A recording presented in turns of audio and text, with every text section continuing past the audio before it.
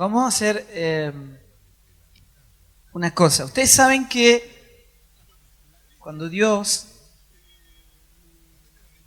dice algo, es capaz que vos decís algo, pues decís todo, y la realidad es que no es todo.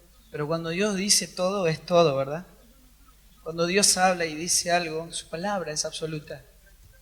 Y Él dice que donde hay dos que reconocen su autoridad, la autoridad sobre su propia vida, el Señor está en medio nuestro. Lo cual yo pienso que cuando yo era chico, con mis hermanos, nos peleábamos y nos decíamos cosas que si hoy yo se la diría a un policía estaría en serios problemas. Y si se lo diría a un presidente estaría preso.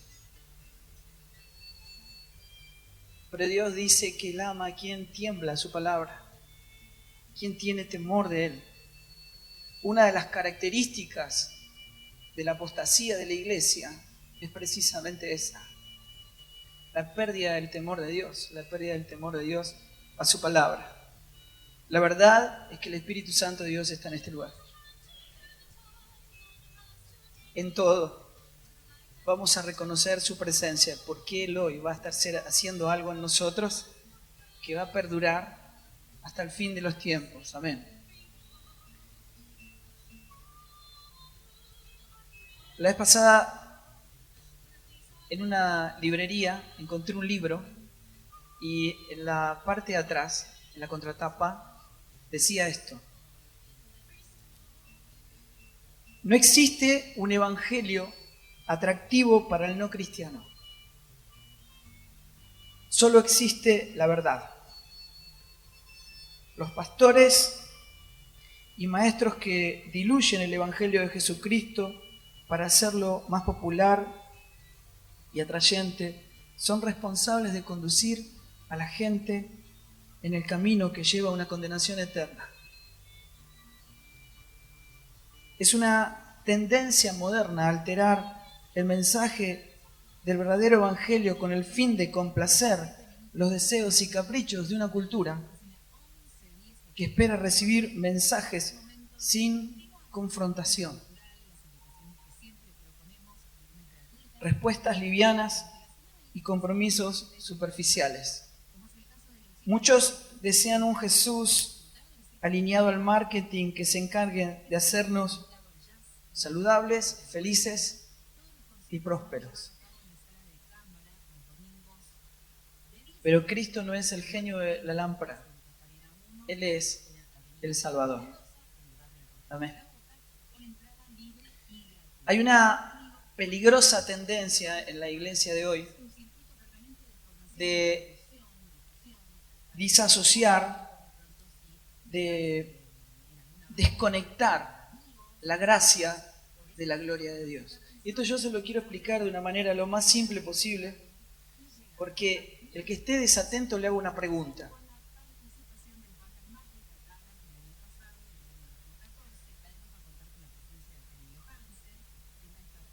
Ustedes imagínense cuando alguien tiene que definir el Evangelio en una generación como la que nosotros estamos viviendo, muchas veces se define el Evangelio como diciendo: el Evangelio se trata, o el cristianismo se trata de que Dios me amó tanto que mandó a su Hijo a morir en una cruz por mí para redimirme. Lo cual es verdad, pero no define toda la verdad. Y sobre todo, el centro de la verdad. Quiero explicarles. Piensen en lo que les estoy diciendo. Dios me amó tanto a mí que mandó a su Hijo a morir por mí para redimirme a mí. ¿Quién está en el centro del propósito de Dios? ¿Verdad? Pero toda la Escritura, desde que empieza hasta que termina, explica que el único propósito del Evangelio es la gloria de Dios. Dice toda la palabra de Dios que fuimos escogidos, elegidos, predestinados, formados para la gloria de su nombre. Todos, absolutamente todas las obras de Dios tienen un solo fin, que es la gloria de su nombre. Me llamaba la atención, por ejemplo, de que en Mateo 5:44, perdón, en Juan 5:44, dice que el que no busca la gloria de Dios, que el que busca la gloria, el reconocimiento cuando está sirviendo a Dios, cuando busca el reconocimiento de los demás, está incapacitado para creer, incapacitado para la fe. Dice Mateo 5, perdón, otra vez, Juan 5, dice, ¿cómo podés decir vos que crees? ¿Cómo podés decir que crees si recibís gloria los unos de los otros y no buscás la gloria de Dios? Amén, me siguen, ¿verdad?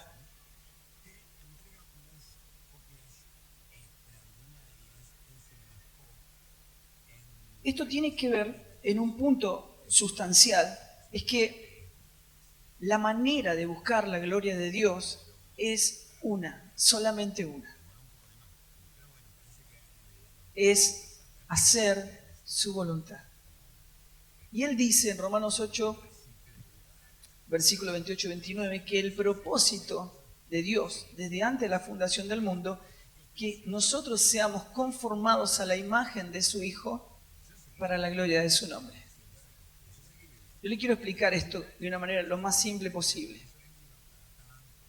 Dice que Dios nadie le vio jamás, pero que Él se revela a través de su palabra, ¿verdad? A medida que fueron pasando los siglos, Dios hablaba, pero la gente, al igual que hoy, interpretaba la palabra. Una de las pruebas más cabales de que la iglesia reinterpreta la palabra de Dios es que la iglesia está dividida en 200.000 pedazos.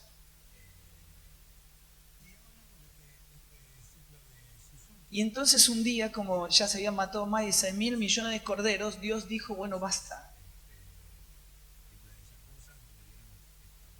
En vez de que yo hable y ustedes interpreten, lo que voy a hacer es darle el modelo. Y agarró la palabra, toda la palabra, y la encarnó. Y habitó entre nosotros. Y vimos su gloria. Gloria como la del unigénito. Y ahora, ¿ven? La persona de Jesús está por encima de todas las explicaciones.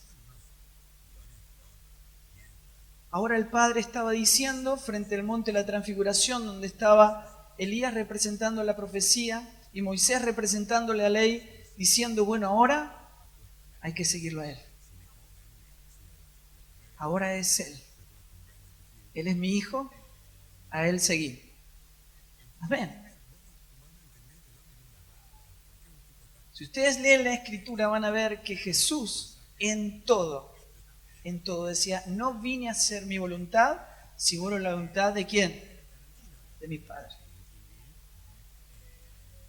En cada paso que él daba le decía, aún ante la crucifixión, él decía, Señor, glorificate en mí. Yo me glorifico en ti, es la hora que vos te glorifiques en mí. Amén. Esto nos enseña de que la única manera que nosotros tenemos de poder hacer la voluntad de Dios es que Dios nos convierta en una nueva criatura. A ver si me entienden. ¿Se acuerdan de Nicodemo? Él era fariseo, ¿verdad? Y se acerca a Jesús. ¿Saben quién era un fariseo? Un fariseo era un miembro del Sanedrín, ¿verdad? Estaba compuesto por fariseos, saduceos y escribas. Los escribas eran los guardianes de la palabra, ¿no? Los eruditos de la palabra. Los saduceos eran personas que discutían cosas como, por ejemplo, si existía la resurrección de los muertos o no, y los fariseos eran legalistas. Hombres que creían que podían agradar a Dios con sus obras y con sus actos. Ahora miren, yo no sé cuántas veces ustedes oran, cuánto tiempo oran por día. Pero Nicodemo oraba 7 veces por día. Tampoco sé cuántas veces ustedes se reúnen en este lugar o en cualquier otro lugar para buscar la presencia de Dios, pero él se reunía 3 veces por día en el templo. A los 12 años recitaba de memoria los 5 primeros libros de la Biblia. Él era el que participaba de las acciones sagradas, del trabajo sagrado del templo, el que le explicaba la escritura al templo, a la gente, al pueblo. Y se acerca a Jesús para preguntarle qué tenía que hacer para ser salvo. Porque él decía, aunque toda la gente que está conmigo te critica, yo creo que viniste de parte de Dios, porque nadie puede hacer las señales que vos haces si no vienes de parte de Dios. Así que el Señor lo miró y le dijo, Nicodemo, hay algo que vos no entendiste, lo principal. Si no nacés de nuevo, no podés ver el reino de Dios. Ahora ven, podés ser pastor, podés ser, ahora apóstol, podés ser maestro, evangelista, podés servir a Dios toda tu vida sin conocerle y sin que Él te conozca a vos. Podés servir a Dios toda tu vida sin amarle, aunque no podrías amar a Dios sin servirle.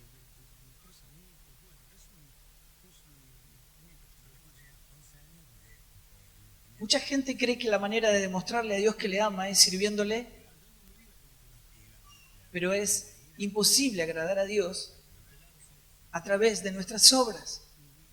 Yo les quiero explicar qué se trata el nuevo nacimiento, porque supónganse que hay un chico, un niño, del cual yo me encariño, lo aprecio y paso el tiempo con él, le regalo cosas, establezco un vínculo precioso. ¿Eso lo convierte en mi hijo? Tampoco me convierte a mí en el padre de él. De la única manera en que yo puedo ser el padre de él es que ese niño sea engendrado. Para ser hijo tengo que ser engendrado en el Espíritu. Nicodemo, es necesario nacer de nuevo. Ahora, presten atención al precio. Porque el precio determina la importancia. ¿Vieron? ¿Ustedes nunca vieron ese programa que se llama El precio de la historia? Algunos lo han visto. La gente va y le trae cosas. Vengo para venderle esto. ¿Cuánto vale? No, vale $5, no nos interesa. O traen algo y dicen, ¿cuánto vale? Esto es $1.000.000. Salen con guardia, pues tienen algo muy valioso, ¿verdad? Nicodemo le estaba diciendo, ¿cuál es el precio de ser un hijo de Dios? Y el Señor le dijo, te tenés que morir.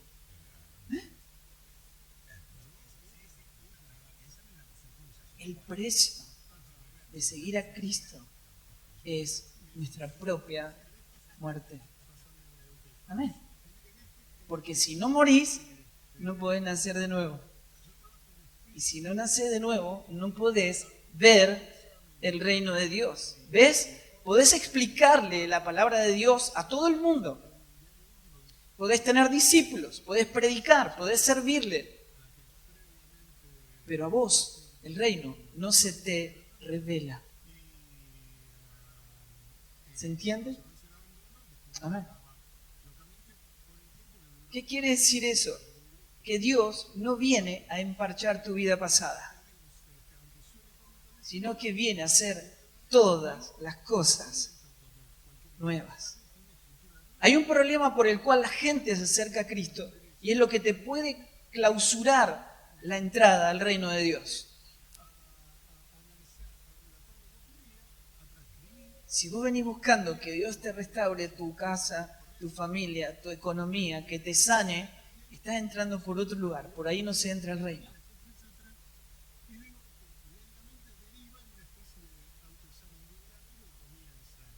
¿Vieron que Jesús alimentó a una multitud? Pero lo hizo predicando el Evangelio. Y llegó el momento en que dijeron, falta comida. Bueno, démosle de comer. Pero no es que andaba de ciudad en ciudad dándole comida a la gente, haciendo milagros para que toda la gente coma, ¿verdad? Sino que se plantó delante de la gente cuando lo anduvo buscando al otro día. Él se había ido a orar al otro lado de la orilla y lo fueron a buscar. Y dijeron, Señor, te estábamos buscando. Porque ¿quién no quisiera tener un rey como él? Que si te enfermas te sana, que si tenés hambre te da de comer, que si no tenés trabajo te da un trabajo nuevo. Y en ese momento ellos que eran esclavos estaban pensando en ser libres. Y Jesús le dijo, no, ustedes tienen un problema. No comprendieron. Ustedes me buscan a mí porque comieron y porque se saciaron. Pero les quiero explicar algo. Mañana van a volver a tener hambre. ¿Comprenden? ¿Se sanaron de algo? Mañana se van a enfermar de otra cosa. Tienen un trabajo nuevo y capaz que después lo van a perder. Jesús resucitó a Lázaro para que después se vuelva a morir. ¿Comprenden? Pero si comen de este pan, dijo Jesús, nunca más van a volver a tener hambre. Amén. Y puso las cosas en orden. Y dijo, yo les quiero explicar de qué se trata este reino. Si me buscan primero a mí, todo lo que ustedes necesitan va a venir por añadidura, pero no de otra manera. Esto me hace pensar mucho en la manera en que yo recibí el Evangelio durante toda mi infancia, ¿no? Y es con la luz que nosotros veíamos el Evangelio en ese tiempo, donde predicábamos que a Jesús había que aceptarlo en el corazón, lo cual presentaba una parte, pero no decía la verdad. Jesús nunca predicó de esa manera. Nunca. No está en la Biblia.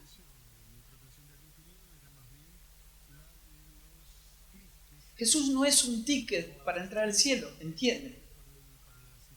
Jesús predicaba diciendo, nadie puede venir en pos de mí. Cuando Dios dice nadie es, nadie puede venir en pos de mí si no se niega a sí mismo, toma su cruz y me sigue. ¿Ves? Dios está diciendo, tenés que renunciar a tu vida y tenés que morirte. Dejar de hacer lo que vos querés para hacer lo que yo quiero. Y tenés que voluntariamente subirte a la cruz para morir, juntamente conmigo, para que el tercer día resucites a una nueva vida. ¿Saben qué pasa? Que nosotros conocemos el final. ¿Entienden? Al final, hermano, Cristo resucitó. Amén. Vos podés ir a muchas cruces en esta vida. Todos vamos a tener muchas cruces en esta vida. Pero hay una sola. Una sola. En la que nosotros podemos nacer de nuevo. Y esa es la cruz de Cristo. Amén. ¿Te puedo explicar algo acerca de esa cruz?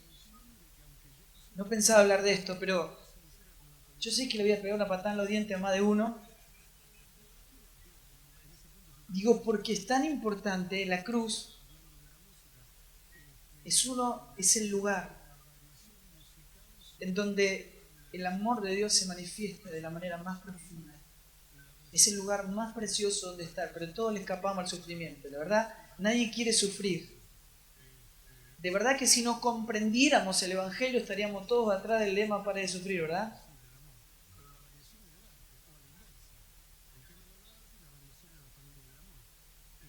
Hay un punto de la cruz, y es que la cruz es voluntaria. ¿Sabías eso? Jesús dijo, nadie toma mi vida, yo de mí mismo la pongo y de mí mismo la vuelvo a tomar. Al igual para vos, nadie te sube a la cruz. Vos elegís voluntariamente subirte a la cruz por amor a Cristo. ¿Ves? Vos tenés tu hermano, tu prójimo o tu enemigo en el cual te hizo algo, el culpable es él, pero vos elegís, en vez de que él se muera, morirte vos en su lugar. ¿Por qué? Por amor. Por el mismo motivo que Jesús hizo eso. Que prefirió en vez de verte sufrir muriendo, morir él en tu lugar. Por amor. A ver. Digo, para que no te esfuerces en demostrar la culpabilidad del otro y mucho menos se lo traiga al pastor para que lo mate él. ¿Verdad? Yo, pastor, o sea, yo lo amo, todo bien, pero este tipo es un desastre, ¿verdad? Por favor, haga algo. Y Jesús, en vez de criticarte, o en vez de matarte, se murió él por vos. Amén.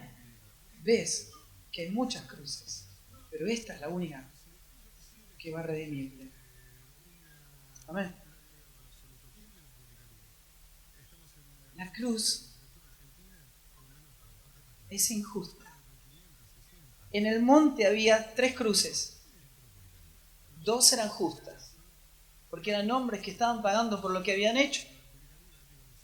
Pero había una que era completamente injusta.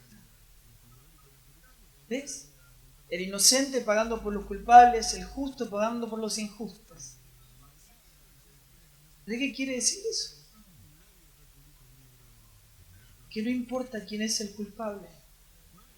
La única manera que el mundo sepa que Cristo está vivo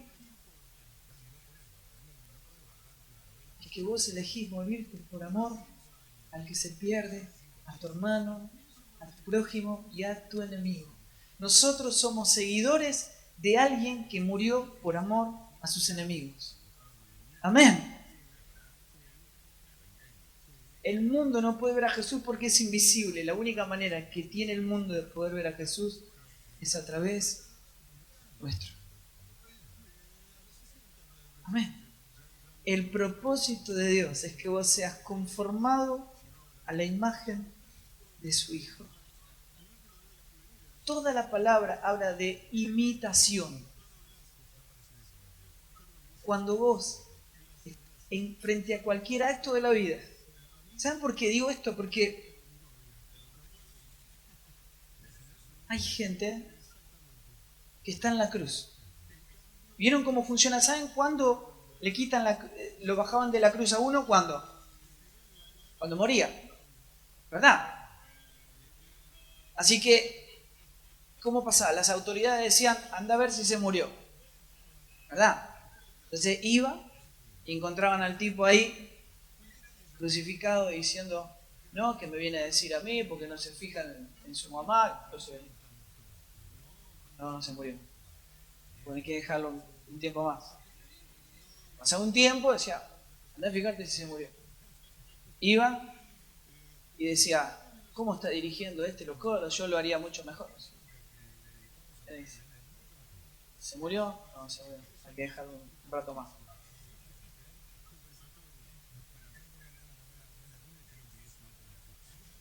Y hay gente que está clavada en la cruz hace 40 años, loco. Y no se muere.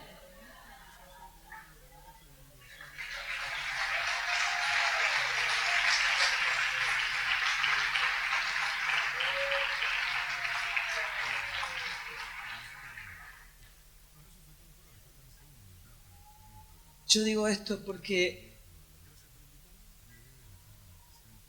Es necesario construir la iglesia que Dios tiene en su corazón. Tenemos que entrar en un proceso de devolución. Hay que devolverle la iglesia a Dios. No podemos hacer la iglesia como a nosotros nos gusta. Hay que hacer la iglesia como a Dios le gusta. Y Dios quiere que vos seas como Jesús. ¿Ves? ¿Lo comprendés? Ponelo en tu heladera. Poné. Yo no tengo que ser como soy. Porque no decís así. Bueno, yo soy así. No.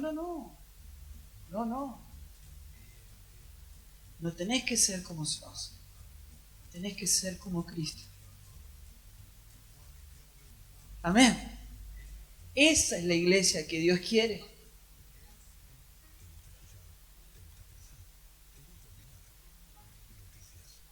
Entonces, Dios no viene a emparchar tu vida pasada, ¿verdad?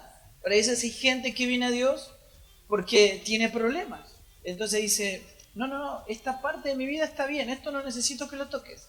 Quiero que me arregle esto, que no puedo conseguir por mi propia cuenta. Dios no hace eso, ¿entienden? Dios no vino a podar el árbol, vino a tirarlo abajo.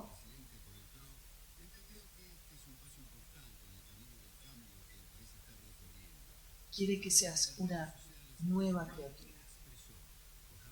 Él te da un corazón nuevo. Entiendan esto.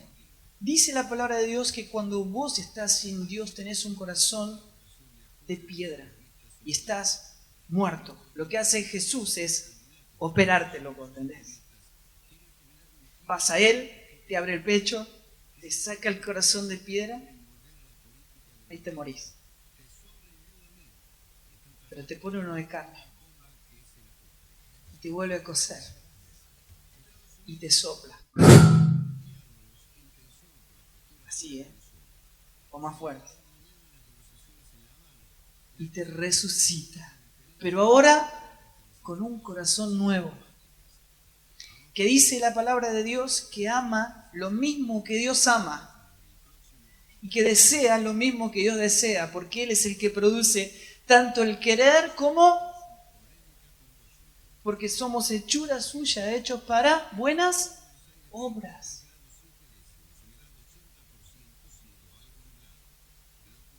Y empezamos a aborrecer el pecado porque Dios aborrece el pecado. ¿Entienden? Un corazón que puede amar como Dios ama. Y Dios ama a la gente. Cristo murió por amor a sus enemigos. Esta es la luz que vino al mundo. ¿Ustedes lo comprenden? ¿Qué sería de esa gente si no estaríamos los hijos de Dios? Los que fuimos redimidos, transformados por un amor indescriptible, infinito.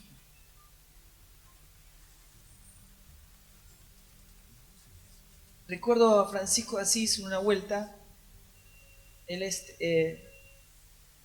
ya estaba muy enfermo, iba pasando de una ciudad, ya la comunidad franciscana había crecido mucho, el reconocimiento de su persona ya era importante y él estaba muriéndose, lo estaban llevando como en una camilla tirada por un burro y la gente se enteró que él iba a pasar por ahí.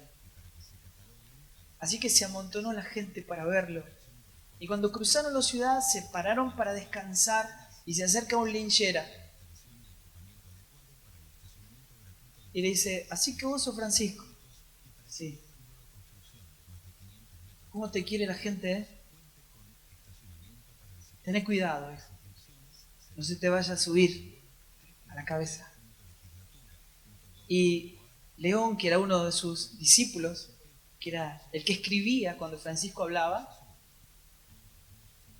lo miró pensando, este tipo no tiene idea con quién está hablando. Y mientras él pensaba eso, Francisco se baja de la camilla, se postra a los pies del linchera, le besa los pies y le dice, bendito ángel del Señor, que siempre viene para recordarme de dónde vengo, de dónde fui rescatado y quién soy.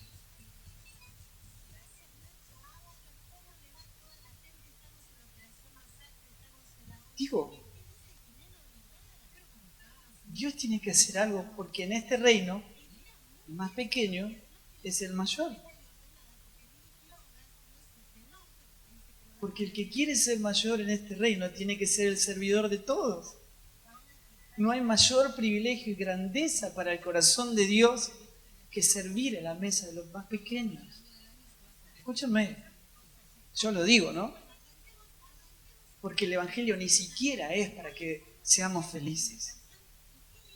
El Evangelio es para que el nombre de Cristo sea enaltecido, para que Dios se glorifique en nosotros y que al ver nuestras buenas obras, la gente al vernos glorifique a nuestro Padre que está en los cielos. ¿Verdad que queremos construir la iglesia que está en el corazón de Dios? Todo lo demás, hermano, viene por añadidura. Porque si vos comés de este pan, dice que quedás satisfecho para toda la eternidad. ¿Sabés qué quiere decir eso? No tenés hambre de otra cosa.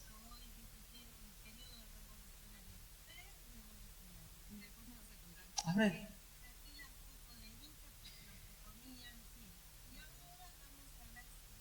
Quiero leerles este pasaje. Isaías 53:10 dice: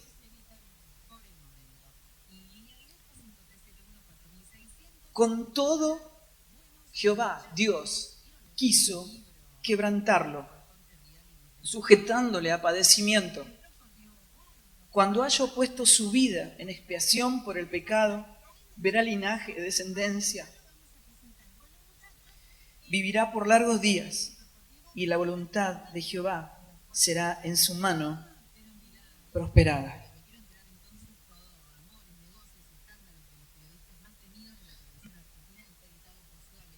La palabra que Dios utiliza acá, que en el hebreo se utiliza en Isaías capítulo 1 y en el capítulo 62, utiliza la misma palabra en el hebreo cuando dice quiso quebrantarlo. La palabra es, Dios le dio placer, Dios se deleitó en quebrantar a su hijo. Algo realmente sorprendente.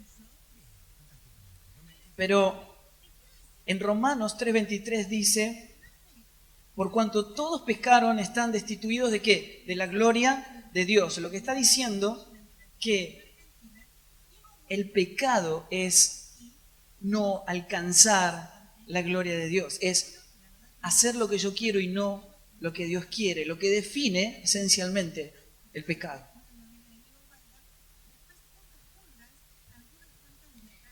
Y la palabra de Dios nos explica que el mundo no pudo valorar la gloria de Dios de tal manera que dice, 2 males ha hecho mi pueblo, me dejaron a mí fuente de agua viva y cavaron para sí cisternas rotas que no pueden retener el agua. Y la reemplazaron, la gloria de Dios, por imágenes. Imágenes, gloria de imágenes como la prosperidad, no sé, casa, auto, familia, amigos, todo lo que moviliza tu corazón por encima del anhelo por la gloria de Dios y la pasión por la gloria de Dios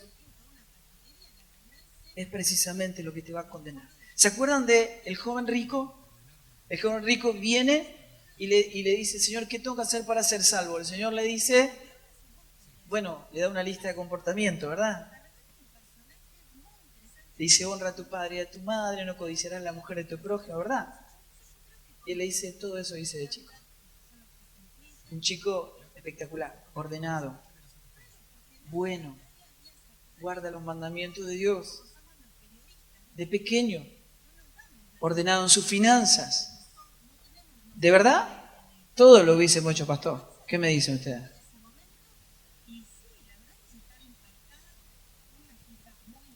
Pero Jesús le dijo algo. Te falta una cosa. Me tenés que dar el gobierno de tu corazón. ¿Ves? Porque la plata te permite hacer todo lo que a vos te gusta. Y yo no quiero que vos hagas todo lo que a vos te gusta. Yo quiero que vos hagas todo lo que a mí me gusta. Porque el Evangelio no vino para librarte de lo que a vos no te gusta, vino a librarte de lo que a Dios no le gusta. ¿Entiendes? Así que lo que le roba el lugar, el primer lugar a Dios, la pasión por su gloria, a tu corazón, sacátelo de encima, porque te va a matar. Si Dios no gobierna, no tiene jurisdicción. ¿Saben qué quiere decir eso? Supónganse una calle toda rota, vienen los autos, se rompen. ¿Cuál sería la responsabilidad del presidente de Bolivia, por ejemplo? Ninguna. En todo caso sería el intendente de la zona, ¿verdad? De la misma manera, si Dios no gobierna tu vida, no es el responsable de los agujeros y de los baches que hay en tu vida. ¿Lo comprendés? Digo esto porque ustedes y yo, todos, tomamos decisiones por nosotros mismos y después decimos, ¿cómo Dios permitió esto? ¿Y qué tiene que ver Dios? Si Dios no gobierna, no tiene jurisdicción. ¿Entienden?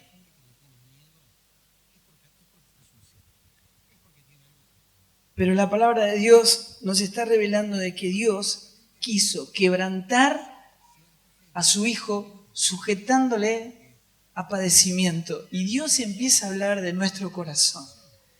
Porque hay un solo mandamiento. Uno solo. Y gran mandamiento. ¿Cuál es? Amarás al Señor tu Dios con todo tu corazón. Con toda tu alma, con toda tu mente y con todas tus fuerzas. ¿Verdad? Pero cuando habla del corazón, dice, Jehová quiso quebrarlo, sujetándole a padecimiento. Es necesario que nuestro corazón sea quebrantado.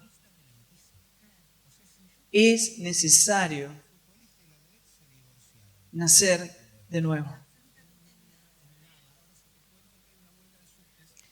Decía un escritor precioso, se llama Watchman Nee, él decía que siempre vamos a ser aprendices, pero en un momento de nuestra vida algo va a pasar.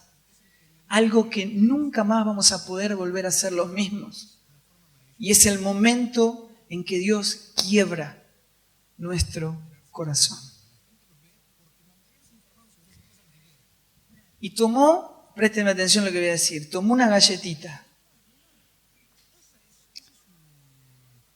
Tomó una galletita y la quebró. Y después la volvió a unir. Y la mostró y dijo, ven, parece la misma, pero nunca más va a volver a ser igual. Ahora, frente al más mínimo toque de Dios, va a ceder.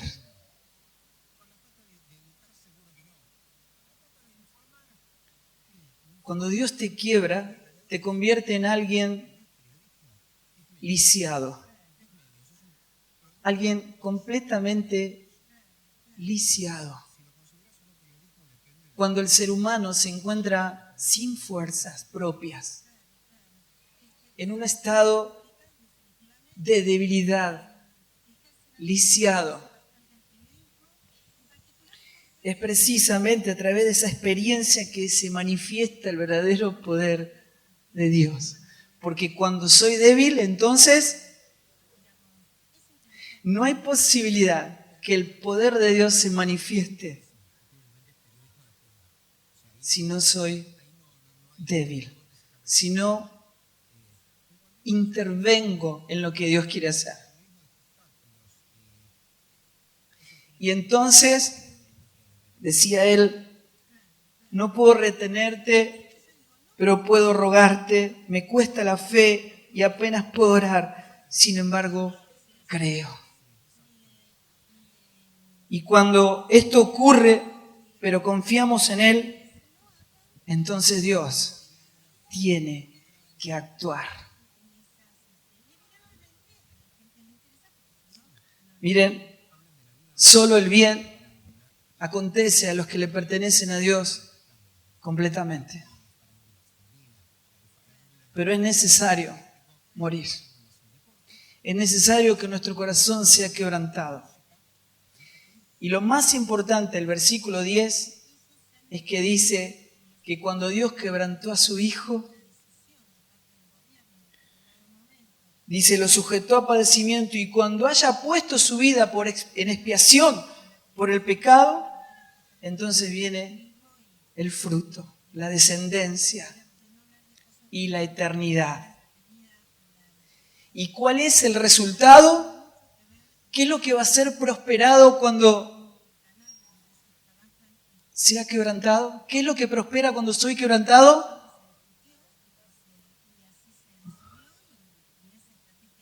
Cuando el corazón de un hijo es quebrantado, lo que prospera en nuestra vida es la voluntad de Dios.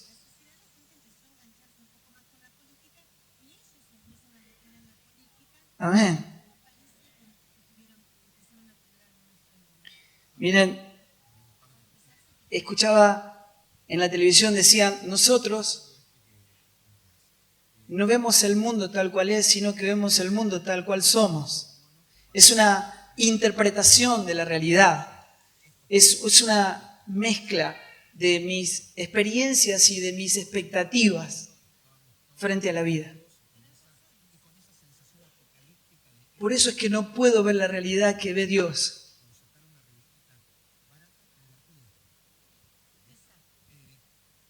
Y por eso la iglesia está toda rota y toda dividida.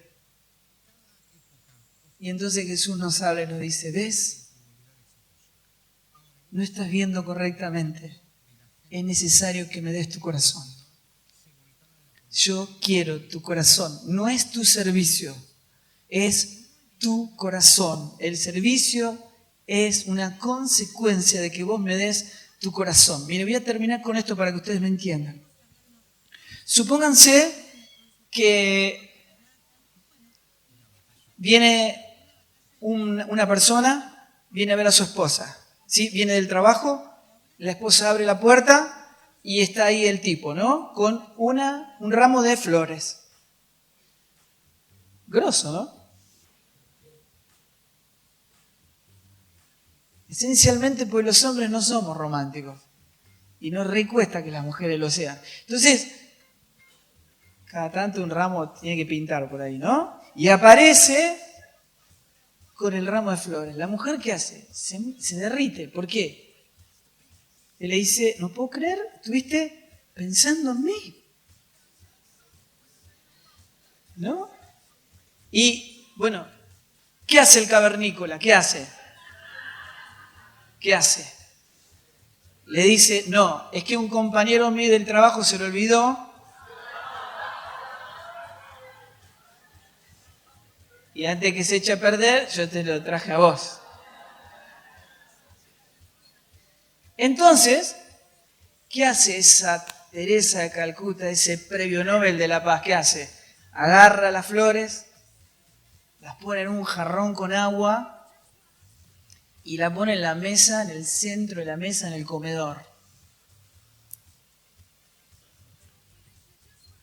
Y entonces toda la gente que entra a la casa puede ver las flores y sabe que se las regaló su esposa. Pero su esposa es la única que sabe que lo único que no puede obtener de su esposo es su corazón. ¿Ves? No importa cuánto sirvas a Dios. Si Él no tiene tu corazón, no tiene nada. ¿Qué clase de torpeza nos puede hacer creer que Dios puede pasar por alto esto? Dios quiere tu corazón quebrantado, humillado, a sus pies, para decirle, Señor, renuncio a mi proyecto de vida, a todo lo que quiero y que anhelo, para que vos cumplas tu propósito en mí. Dame un nuevo corazón, quiero nacer de nuevo.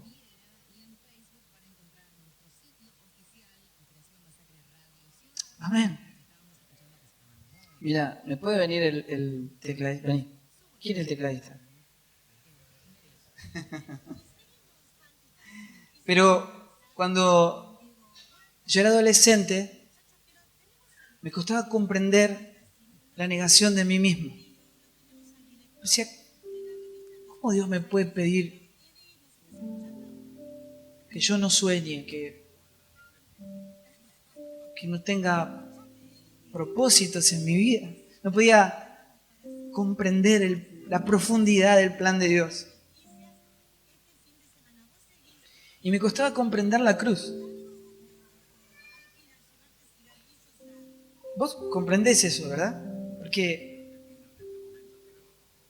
si Dios hace lo que a mí me gusta, no puedo hacer lo que a Él le gusta. Si Dios nos daría todo lo que se nos antoja, estaría formando un pueblo egoísta, autocomplaciente, financiado por Dios, lo cual sería cualquier cosa menos la iglesia. O Él cumple su voluntad en mí, o hace lo que yo le pido. ¿Cómo es el asunto? Pues nadie puede vivir para Dios si quiere vivir para sí mismo. ¿Ustedes qué dicen? O vivimos para Él, o vivimos para nosotros, hermano. No se puede hacer las dos cosas. O gobierna Él, o gobierno yo. Así que empecé a pensar, ¿de qué se trata la cruz? Y a medida que Dios me lo iba revelando, y yo pensaba en la negación de mí mismo. Y decía, pues yo tropezaba, al igual que todos ustedes, pues yo, sin conocerlo, ya sé el desastre que son ustedes. Son parecidos a mí. Y entonces, tropezaba 1000 veces con la misma piedra, ¿verdad? Con tu carácter. ¿Viste que cuando te ofenden te enojas? Dios te tiene que dar ahí, ¿eh? Cruz.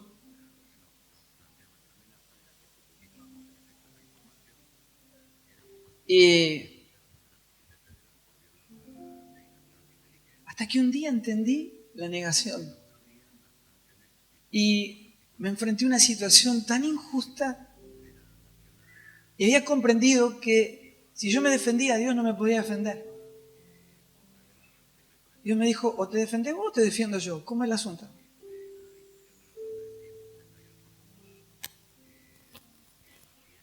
Y empecé a buscar en la Biblia. ¿Y sabes qué encontré? Que Jesús nunca se defendió. ¿Escuchaste? ¿Vos te defendés?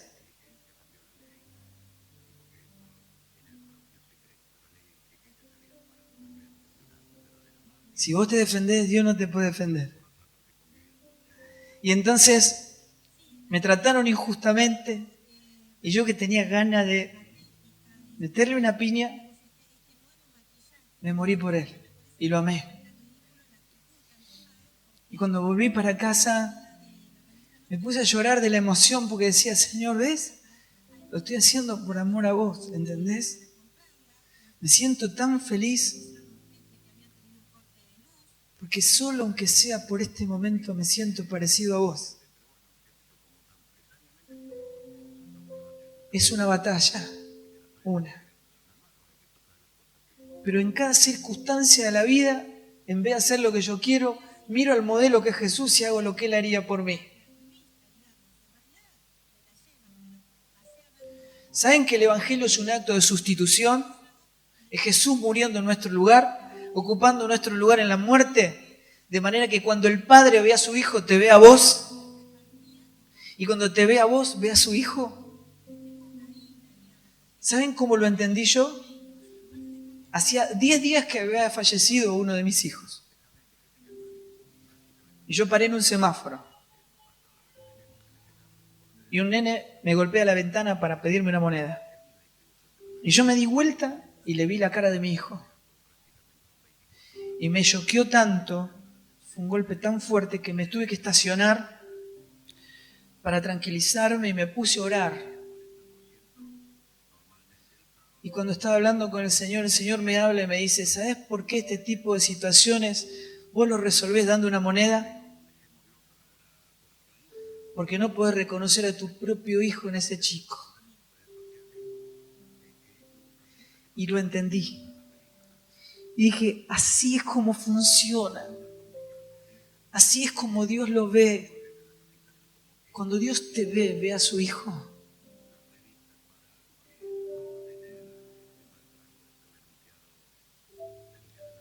¿Ves que nosotros no amamos a la gente por Cristo, sino que amamos a Cristo en la gente? Ellos son Jesús, porque así lo ve el Padre.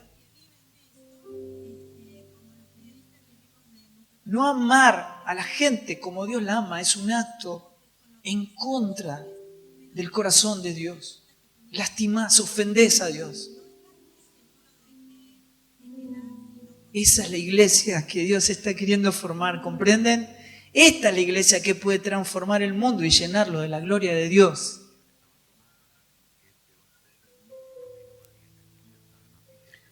Así que empecé a entender y a enamorarme de la negación de mí mismo y a enamorarme de la cruz. Porque, viste, vos pones la mano en el fuego y enseguida la sacás, ¿verdad? Estás sentado incómodo y te acomodás. Porque nadie quiere sufrir, pero al Padre le agradó quebrantar a su Hijo. Porque había una finalidad. Y esa era la redención tuya, la tuya, la tuya y la mía. Y ahí dijo el Señor, bueno, ahora ustedes hagan con los demás lo mismo que yo hice por ustedes. Y dije, Señor, yo quiero la cruz. Y me subí, loco. Y empezó la aventura del Evangelio. La verdadera aventura del Evangelio. Y entonces empecé a entender una canción que cantaba yo de chiquito y que no comprendía. Y que decía, en el monte Calvario estaba una cruz, emblema de afrenta y dolor. Mas yo amo esa cruz donde murió mi Jesús por salvar al más vil pecador. ¿Y cómo decía? Oh, yo siempre amaré esa cruz. En sus triunfos mi gloria será. Y algún día, en vez de una cruz, mi corona Jesús me dará. Ponete de pie. ¿Sabés cuál es? Viste que dice los triunfos de la cruz. ¿Sabés cuál es el triunfo de la cruz? ¿Dónde triunfa la cruz? ¿Cuándo triunfa? Cuando te morís. Yo me voy a gloriar en los triunfos de la cruz, como decía el apóstol Pablo, lo único que me puedo gloriar es de la cruz de Cristo.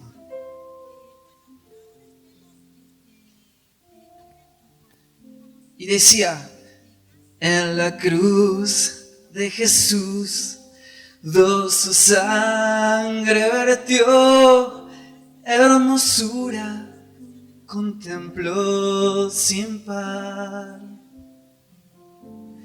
Pues en ella triunfante a la muerte venció, y mi ser puede santificar. ¿Y cómo dice? Oh, yo siempre amaré esa cruz. En sus triunfos mi gloria será. Y algún día, en vez de una cruz, mi corona Jesús me dará. Escuchá bien esta, porque esta me gusta un montón. escribila en la heladera y mirala todos los días que te levantes. ¿Qué dice? Yo quisiera seguir en pos de Jesús y ¿su qué? No. Mire, si no se escucha, no se graba. No imprime la cosa. ¿Entiende? ¿Qué es lo que querés llevar?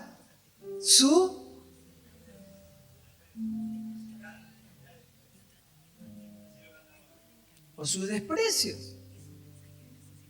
Igual. ¿De verdad lo querés llevar? ¿De verdad? No te vas a defender. Va a ser un privilegio que te desprecien por amor a Cristo. Va a ser un privilegio amar como Jesús ama. Morir en lugar del otro solo por amor. Yo quisiera seguir en pos de Jesús, sus precios con Él llevaré.